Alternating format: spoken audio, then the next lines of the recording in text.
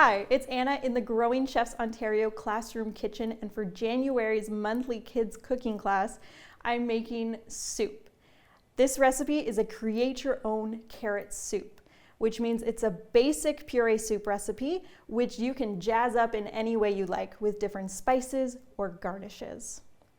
Before we get started, we need to make sure that we get organized and we've gathered all of our equipment and ingredients on the list.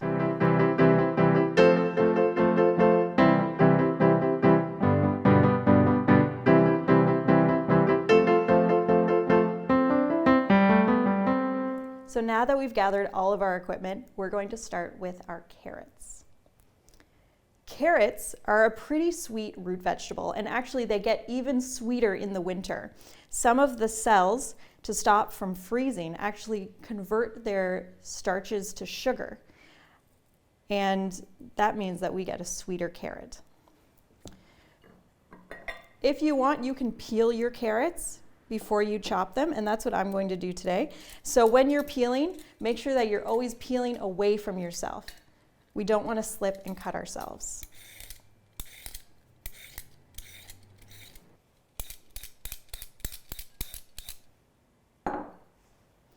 For most of this recipe today, I can use a safe chopper. We love safe choppers at Growing Chefs because you hold it just like a regular knife. So I have my chef's knife here, and I have my safe chopper, and you see how they both come in, and that's where I'm going to pinch my knife. So I can pinch the top and wrap my fingers around. And with my other hand, I'm going to use a bear claw to make sure that I'm not going to cut my fingers. So my knuckles, my fingers here, actually act as a guard for my knife. So the end is going to go into our compost bowl, and then I can start cutting chunks of my carrot. So a really good thing to do when I was learning how to cut things to the same size, I would cut one piece that I liked the size of, and I'd put that in the corner of my cutting board, and then I could go back and compare all of my pieces.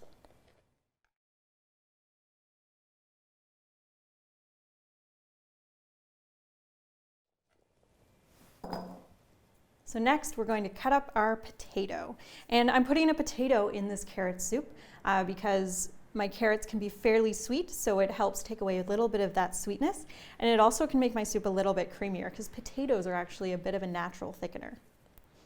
So I'm definitely going to peel my potato.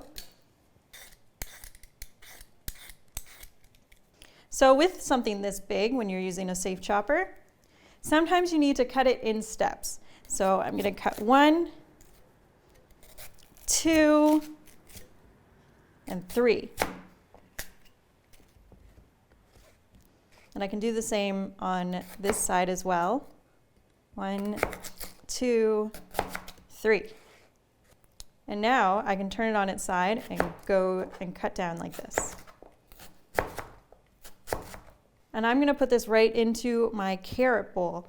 It's okay that my potato pieces are a lot bigger than my carrot pieces because they actually take less time to cook.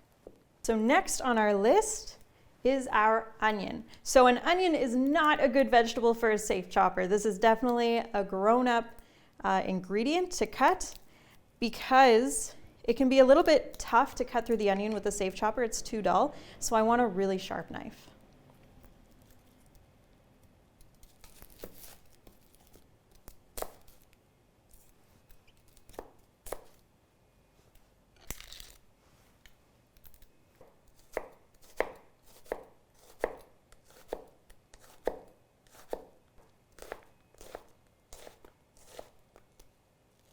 So next is garlic. And to get the garlic out of its paper, you can smash it with the palm of your hand, you can smash it with the side of a knife, or you can smash it with a bowl.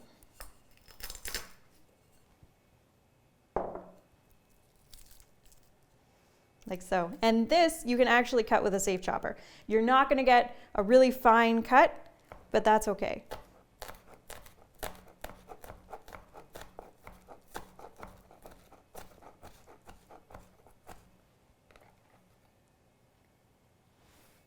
Put that in with our onions.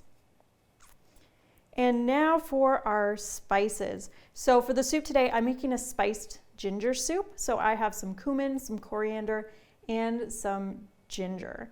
And you could swap out whatever you like. I need about an inch or so. I need about a tablespoon of ginger. So that looks about right to me.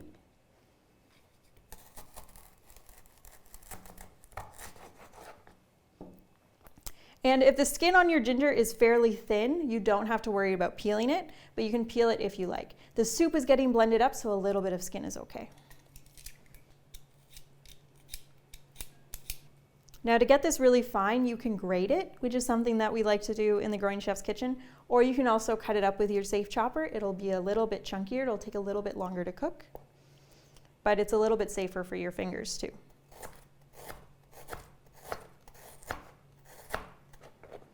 And that is going to go right in with my onions. And the last thing is I'm going to cut open this lemon so I don't have to do it later. I'm not adding the lemon until the end of the recipe to add a little bit of acidity to my soup, but I want to make sure I've got everything prepped.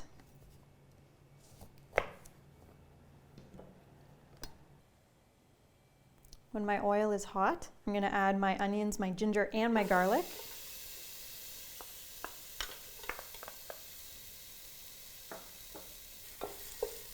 And I'm giving everything a good stir because I want that oil to get around every edge because it'll help cook everything. The longer and darker I take my onions, the sweeter they'll become in my soup. And that's not necessarily a taste that I'm looking for this recipe today, so I'm just going to soften them without any color. So I can already tell my onions are starting to soften. And I can see here I'm starting to get some browning, so I might actually just turn down my heat just a touch.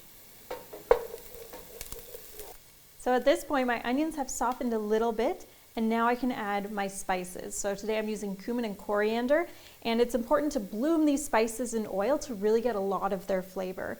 If I were to add these spices closer to the end of my soup being done, I wouldn't taste them in the same way.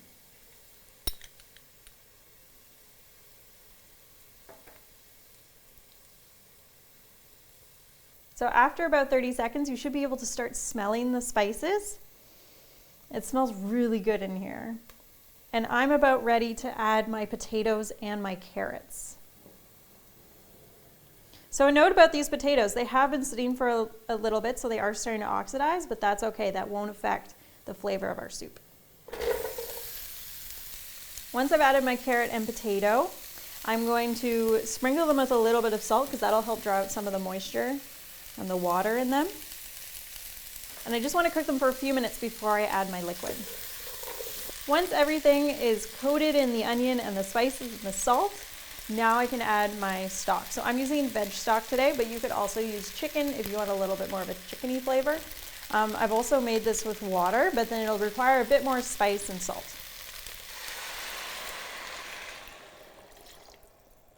So now I want this to come up to a boil, and then I'm going to turn it down to a simmer and let it go until my carrots and onions are very soft. And depending on how big your pieces are, that could take 15, 20, 30 minutes. So just come back and keep trying it as you go, but also keep in mind how much your liquid is evaporating. So if it's taking a longer time, I would put a lid on it, or you could also add a little bit more liquid.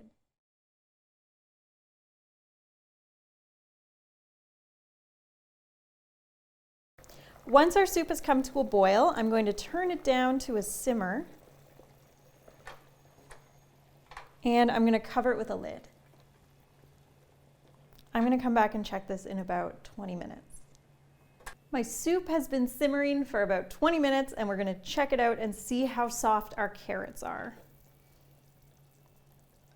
So to check our carrots, I'm going to pick up one with my spoon, and you want to pick up the largest one you can find, because if the largest one is cooked, that means that the smaller ones are cooked as well.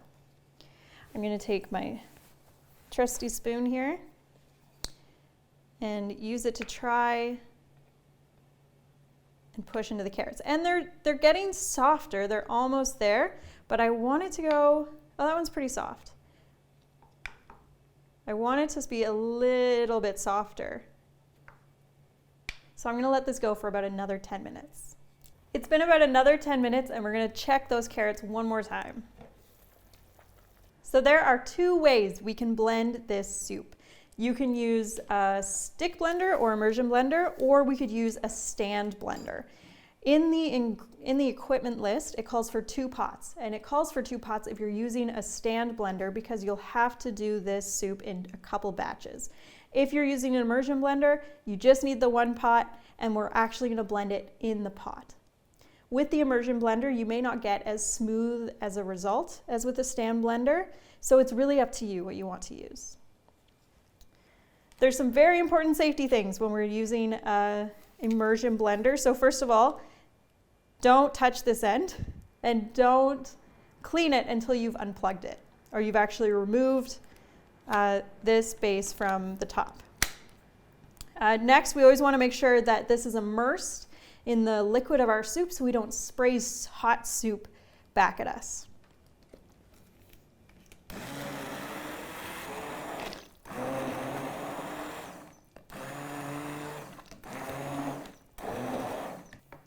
So my soup is beautiful and blended and vibrantly orange, and that is what I am looking for. And our soup is almost complete, but there's a few more steps. So at this point, it's a good idea to taste your soup. The texture is really smooth. It could use a little bit more salt, and I'm also going to add a little bit of acid. So for the acid, you could use apple cider vinegar, or today I'm going to use about half of a lemon. So when you're using a lemon, make sure that you've got your hand ready to catch any seeds. The last thing I'm going to do is add a little bit of butter. And this is called mounting for like a sauce, or in this case a soup, and it just helps round out those flavors with a bit of butter and dairy. That's a purely optional step. If you don't want to use butter, that's okay. You can keep it dairy-free. And I'm just stirring it until the butter is completely melted and incorporated into my soup. So now we're going to taste it again. And when we taste it this time, I want to see how the acid has changed the flavor of the soup. I'm checking for if it's salty enough, and I'm doing one more check for texture. It tastes really good. The butter has definitely added a lot more creaminess, and the acid has brought out some more of the carrot flavors and a little bit more of the ginger. I need a little bit more salt. One more taste for salt content, and then we're ready to plate. Perfect. The last thing we're going to talk about is garnishes. So just as spices are a great way to add some creativity to your soup, garnishes are another great place to let your creativity shine. For this soup today, I have some parsley to add some color and flavor, and I have some pumpkin seeds that will add texture. Using a little bit of sour cream or yogurt, some oil, crackers, there are so many different options for you to make this soup your very own. Start by ladling out a portion of soup.